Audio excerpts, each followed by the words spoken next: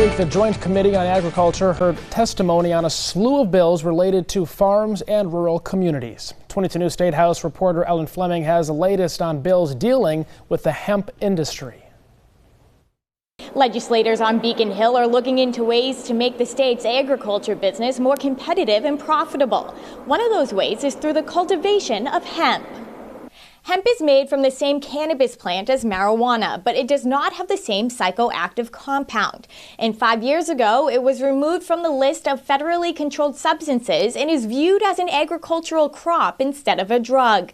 Hemp can be used to make a host of products like fabric and paper to lotions and soaps.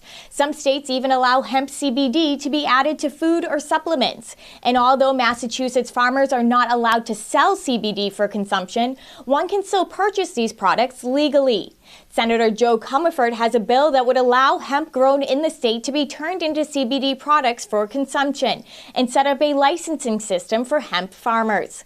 Comerford said in a statement, "Hemp is a valuable agricultural crop with many uses, but the Commonwealth currently does not allow farmers to sell this product in ways that maximizes its full potential. You can buy CBD products in the state of Massachusetts, but they won't be made with Massachusetts-grown hemp.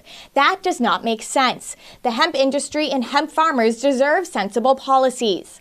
There is also a bill sponsored by Representative Lindsay Sabadosa and Senator Jake Oliveira that would include the cultivation of hemp and marijuana in the definition of agriculture. On top of Senator Comerford's bill, there is a similar bill in the House sponsored by Representative Mark Cusack. Working for you at the State House in Boston, Ellen Fleming, 22 News.